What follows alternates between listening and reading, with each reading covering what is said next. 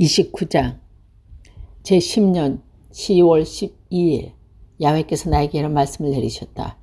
너 사람아 이집트 왕 파라오 쪽으로 얼굴을 돌리고 파라오와 온 이집트에 그들이 이르는 내 말을 전하여라. 너는 이렇게 말하여라. 주 야훼가 말한다. 이집트 왕 파라오야, 나 이제 너를 치리라. 나일강 가운데 엎드려 있는 큰 악어야. 내가 나일강은 내 것이다. 내가 만들었다 한다마는 나는 너의 턱을 고리에 꿰고 내 비늘에 나일강 물고기들을 둘러보게 하리라. 내 비늘에 들어붙은 나일강 물고기에 내가 살고 있는 나일강 가운데 너를 끌어올리리라. 그리고 내가 사는 나일강의 모든 물고기와 함께 너를 사막에 내 동댕이 치리라. 벌판에 쓰러져 있는 너를 거두어 묻어주는 자가 없을 것이다. 땅 위를 돌아다니는 짐승과 하늘을 날아다니는 새에게 너에게 먹이를 주리라. 그자 이집트 주민의 모든 내가 야훼임을 알게 되리라. 너는 갈대밖에 못 되는 주제에 이스라엘 족속의 지팡이가 되려고 한다. 그들이 손을 내밀어 붙잡자 너는 부러지며 도리어 그들의 팔에 온통 상처를 내주었다. 그들이 너에게 의지하려고 하자 너는 부러지며 그의 허리까지 온통 휘청거리게 만들었다. 그러므로 주 야훼가 말한다. 내가 원수를 너에게 들려보내 사람과 짐승의 칼로 절멸시키리라. 이집트는 숙박이 되어 황폐해질 것이고 그제야 사람들은 내가 야훼임을 알게 되리라. 이것은 그들이 나일강은 내 것이다. 내가 만들었다고 한 죄값이다. 나 이제 내가 사는 나일강을 치리라. 믹돌에서 수에네를 거쳐 에디오피아 직경에 이르기까지 이집트는 황폐한 숙밭으로 만들리라. 40년 동안 빈들이 되어 사람의 발길도 닿지 않고 짐승도 지나가지 않을 것이다.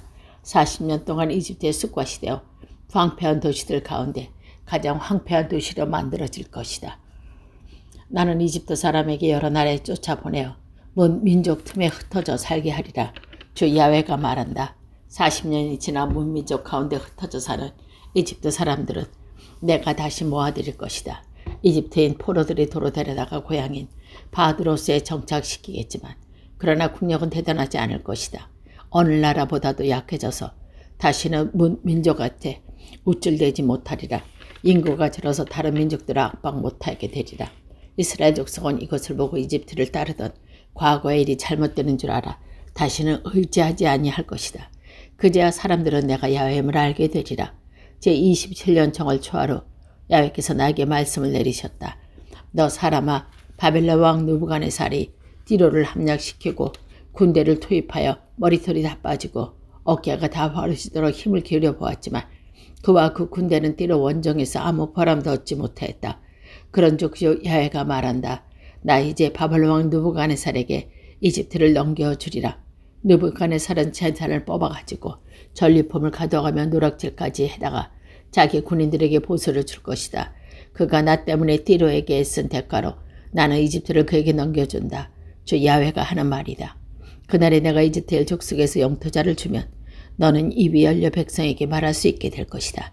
그제야 사람들은 내가 야훼임을 말하게 되리라.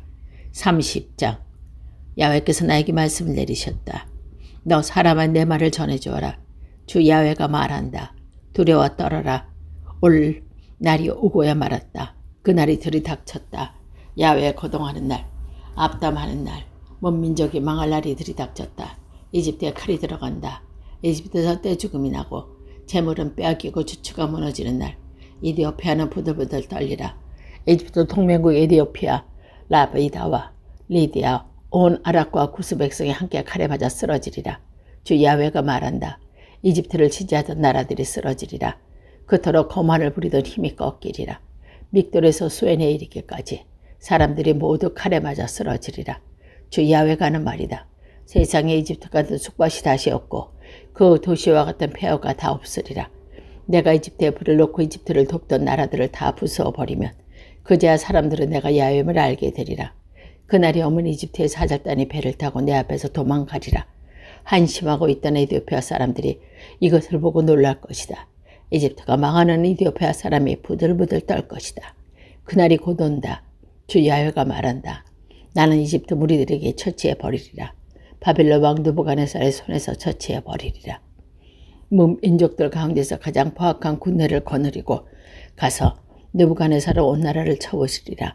칼을 뽑아들고 이집트에 쳐들어가 온 땅을 죽음으로 가득 채울 것이다. 나는 나일강을 달리고 그 땅은 악한들 손에 넘어주리라. 온 땅을 송두리째 침략가의 손에 빌어 부수어 버리리라. 나 야훼가 선언하였다. 주 야훼가 말한다. 내가 우상을 없애버리고 멤피스에서 신상을 집어치우고 이집트에 이르러서 수령이 들자를 다 없애버리면 이집트는 두려움에 가득 차 있을 것이다. 나는 바드로스를 쑥밭으로 만들고 소 안에 불을 놓고 노에 벌을 내리리라. 이집트의 상처인 신의 화풀이 하고 노의 무리를 멸망시키리라. 내가 이집트에 불을 놓으리라.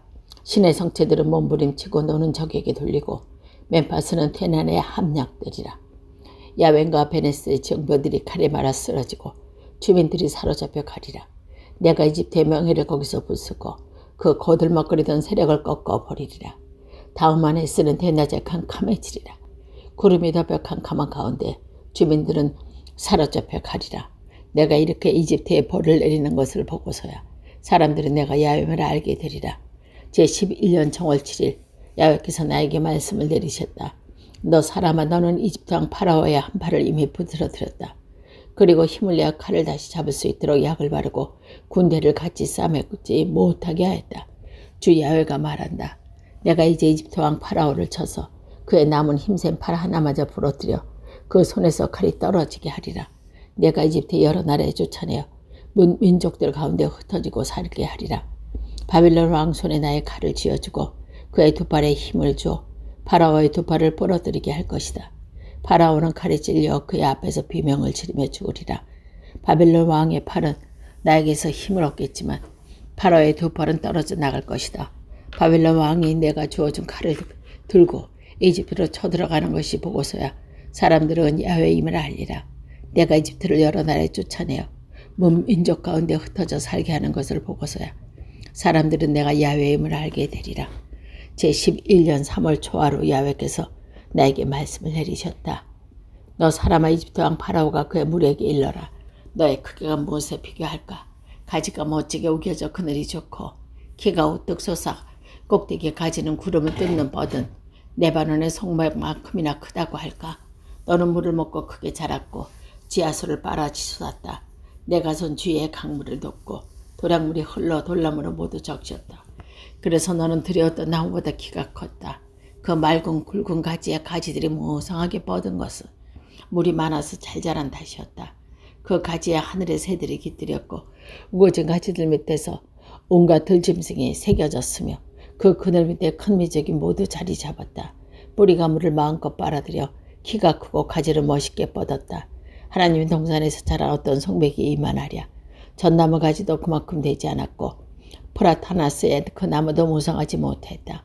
하나님 동산은 어느 나무가 그렇게 멋지랴. 나는 이 나무를 가지도 무성하게 멋지게 키웠다. 하나님의 동산 에덴에 있는 나무들조차 모두들 부러워하였다. 그래서 주 야훼가 말한다. 이 나무가 스스로 키 크고 그 나무가 가지가 구름을 뚫을 만큼 으쓱해져서 우쭐대지만 내가 이 나무를 문민족을 거드려온 우두머리에게 넘겨주었다. 못할 짓을 할 만큼 그대로 쫓아 내가 쫓은 것이다. 문민족 가운데서 포악한 침략자들이 이 나무를 베어 산에 내던졌다. 그래서 잎사귀들은 모두 골짜기에 너저분하고 무성한 가지는 부러져 이개국 제국가 흩어졌으며 세상 모든 민족이 이 나무를 내버려 두고 그늘에서 도망쳐버렸다. 이 넘어진 등거리 위에 하늘에 온갖 새가 깃들이고 그 무성한 가지를 깔고 온갖 들짐승이 살게 되리라. 물가에서 자라면서도 다시는 꼭대기가 되지 않으리라. 하늘 높이 구름을 두고 뻗지 못하리라. 아무리 물을 잘 빨아들인치더라도 넘어지지 말리다. 모두들 지하로 내려갈 죽을 신세. 모든 사람이 가는 그 구렁으로 힘써 내려가는 운명이다. 주 야훼가 말한다. 지하로 내려가는 날 나는 그 나무를 쳐서 지하의 문을 닫아 걸었다. 그리고 무지개를 박아 그 맑은 물이 터져 나오지 못하게 하였다. 그래서 네 번에는 황량해 두고 들의 모든 나무는 시들었다. 지하로 구렁에 내려가는 사람들과 함께 그 나무를 내려보낼 때 그 떨어지는 소리에 문민족은 놀라서 떨었다. 그제야 지하에 가있던 에덴의 모든 나무들과 물이 차올라 멋지게 자라나 레바논의 나무들 가운데 뛰어나던 나무들이 슬픔을 거두었다. 이 나무들도 그 나무와 함께 칼에 맞아 죽은 자들이 있는 지하로 내려갔고 그 그늘에서 살던 것은 문민족 사이에 흩어져 갔다. 에덴의 나물 가운데 너만큼 멋지고 큰 나무가 없었다. 그런데 너도 에덴의 나무와 함께 지하에 내려가지 않을 수 없었다. 할례받지 않는 자들 사이에 있기에 칼에 맞아 죽은 자들과 함께 눈문 시대가 되었다. 이는 파라와 그의 무리를 두고 주 야훼가 하는 말이다.